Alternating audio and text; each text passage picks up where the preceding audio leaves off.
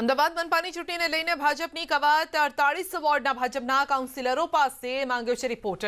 કાઉન્સિલરોએ કરેલા કામનો રિપોર્ટ માંગ્યો છે। શહેર ભાજપ વોર્ડ પ્રમુખ પાસે પણ રિપોર્ટ માંગ્યો છે।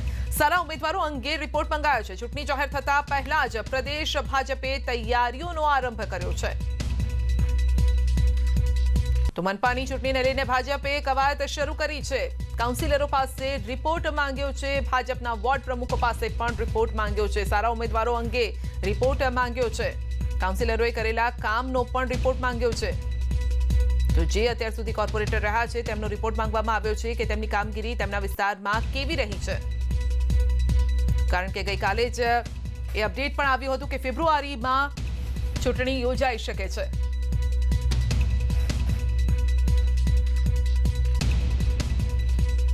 તો કોંગ્રેસ પ્રભારી રાજીવ સાતવ અમદાવાદ આવશે। રાજીવ સાતવ 5 દિવસના ગુજરાત પ્રવાસે આવી રહ્યા છે। રાજ્યસભાની ચૂંટણી અંગે નેતાઓ સાથે મંથન, સ્થાનિક સ્વરાજ્યની ચૂંટણી અંગે રણનીતિ ઘડાશે, વિધાનસભાની પેટા ચૂંટણીની હાર અંગે વિશ્લેષણ થશે। રવિવારે યોજાનાર કોંગ્રેસના ધરણા અંગે પણ ચર્ચા કરવામાં આવશે।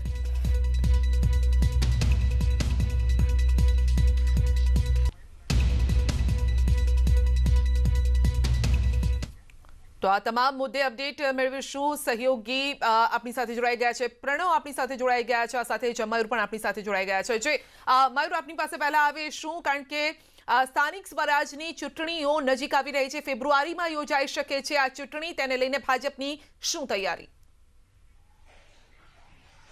जी बिल्कुल, स्थानिक स्वराजनी चूंटणीओ हवे नजीक आवी रहेली छे, त्यारे प्रदेश भाजपे तमाम जे महानगरो छे तेमने कवायत तेज करवा माटे सूचना आपी दीधेली छे। खास करीने अमदावाद शहेरनी वात करवामां आवे तो 48 वोर्ड छे ने 48 वोर्डनी अंदर जे चूंटायेला काउंसिलरो छे तेमनी पासेथी तेमनो प्रगति अहेवाल मांगवामां आवेलो छे। तेमने शुं काम करेला छे ते अंगेनी माहिती छे ते मांगवामां आवेली छे। સાથે જ જો વાત કરીએ તો જે વોર્ડ પ્રમુખો છે, વોર્ડ પ્રમુખો પાસે પણ જે રિપોર્ટ છે તે માંગવામાં આવેલો છે। વોર્ડ પ્રમુખોને રિપોર્ટ તૈયાર કરવા કહેવામાં આવેલું છે અને કયા કયા ચહેરાઓ એ ઉમેદવાર તરીકે મેદાને ઉતારી શકાય તે પ્રકારના ચહેરાઓનું જે લિસ્ટ છે તે વોર્ડ પ્રમુખો પાસે માંગવામાં આવેલું છે। તે માટેની જે તૈયારી છે તે કરવા માટે હાલ વોર્ડ પ્રમુખોને કહી દેવામાં આવેલું છે। એટલે કે હજુ સુધી ચૂંટણી જાહેર નથી થઈ, પરંતુ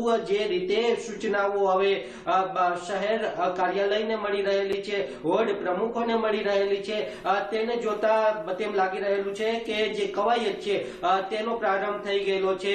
જે બૂથ પ્રમાણેની જે કવાયત છે તે હાથ ધરવામાં આવેલી છે। વોર્ડની અંદર કેવા પ્રકારની નવી સંરચના થઈ છે, નવું સીમાંકન થયેલું છે અને નવા સીમાંકનની અંદર નવા વિસ્તારો પણ આવેલા છે। તો નવા વિસ્તારોથી કેવા પ્રકારની અસર થશે, સાથે જ જે ઉમેદવાર છે તે કેવા પ્રકારના રહેશે, કારણ કે 2 મહિલા અને 2 પુરુષ ઉમેદવારની પસંદગી એક વોર્ડની અંદર કરવાની હોય છે।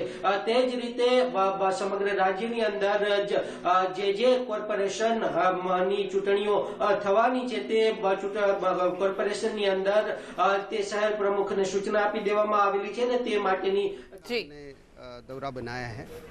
और इसमें आदरणीय अहमद पटेल साहब जो कांग्रेस के सबसे वरिष्ठ नेता, सबसे कद्दावर नेता और हम सब के मार्गदर्शक रहे, उनके स्मरण में आज सरदार पटेल स्मारक में सभा का आयोजन किया गया है। हमारे साथी फैज़ल भाई भी साथ में आज हमारे साथ यहाँ पर आए हैं और बाद में जो संगठन के लिए आने वाले समय में तालुका से लेकर ब्लॉक से लेकर प्रदेश स्तर तक जो बदलाव करने हैं उसके बारे में कार्यकर्ताओं से, नेताओं से हम बात करके आगे के बारे में डिसीजन लेंगे।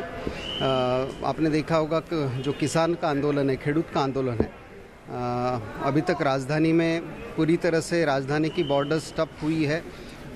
कई राज्यों से किसान वहाँ पर पहुँचे हैं और केंद्र सरकार कोई राहत देने के लिए तैयार नहीं है। और उसी इश्यूज़ के ऊपर राज्यसभा में भी हमने बात उठाई थी। सरकार ने तो हमारा सस्पेंशन भी किया था। तब हमारी बात सुनी होती तो किसान का, खेडूत का जो मामला था वो इतना फैलता नहीं था, इतना इसके बारे में आगे बढ़ता नहीं था।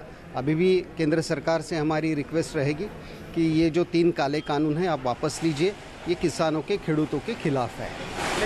जिस तरह 8 तारीख को फार्मर ने कहा है कि पूरे भारत बंद रहेगा, कांग्रेस का समर्थन कर रही है भारत बंद? कांग्रेस ने ही ये इशू को सही मायने में पहले उठाया था। 5 साल पहले ये बात को लेकर भूमि अधिग्रहण बिल सरकार ने लाया था और देश भर में राहुल जी की लीडरशिप में कांग्रेस ने इसका विरोध किया था और सरकार को वो बिल वापस लेना पड़ा। आज भी ये 3 काले कानून जब लाए तब हमने जॉइंट पार्लियामेंट्री कमेटी की मांग की, तब हमने सिलेक्ट कमेटी को भेजने की मांग की थी और ये ऑन रिकॉर्ड पे की गई थी, लेकिन सरकार तब मानने के लिए तैयार नहीं थी।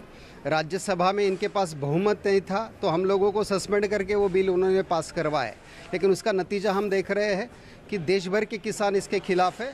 और जो किसान का ये आंदोलन है, ये किसान का अगर अन्नदाता सही मायने में सुखी रहेगा तो देश सुखी रहने वाला है, इसलिए कांग्रेस का पूरा समर्थन है इसमें। बंद में समर्थन कांग्रेस सपोर्ट करेगी? किसान के आंदोलन के लिए कांग्रेस उनके साथ है और जो भी आंदोलनकर्ता जो डिसाइड करेंगे हम उनके साथ जरूर हैं। साथी जी, यहाँ के जो कृषि मंत्री हैं उन्होंने बोला है कि ये जो 3 कानून लाई है केंद्र सरकार, उससे ना तो गुजरात के किसानों को कोई नुकसान होगा ना तो देश के किसानों को कोई नुकसान होगा। ये तो बात जब भूमि अधिग्रहण कानून लाया था तब भी मुख्यमंत्री से लेकर सबने यही बात कही थी और मन की बात में भी यही बात हुई थी, लेकिन भूमि अधिग्रहण कानून पास नहीं कर पाए। ये 3 काले कानून आपने पास किए, देश का किसान अब राजधानी में आके बैठा है। राजधानी पूरी तरह से चारों तरफ से अब घेर गई है। देश के किसान में आक्रोश है, सभी राज्यों के किसान में आक्रोश है।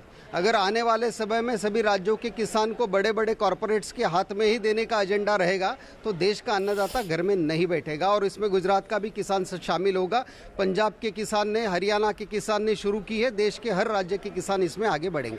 सत्य जी, एक सवाल ये होता है कि एनडीए की सरकार देखा जाए तो काफ़ी कम मुद्दे ऐसे हैं जहाँ पे एनडीए की सरकार ने पीछे हटी है, तो क्या आप मानते हैं कि इस मामले में सरकार पीछे जाएगी? जब किसान रास्ते पे आएगा तो सबको अपने घर ही जाना पड़ेगा, हटना तो पड़ेगा ही। इलेक्शन खत्म हो गया है और स्थानीय इकाई के इलेक्शन आ रहे हैं, तो कांग्रेस किस तरह से देख रहा है? जो बाई इलेक्शन का रिजल्ट था वो हमारे फेवर में नहीं था और हम खुले दिल से उसको मानते हैं कि हमारी कुछ कमियां रही।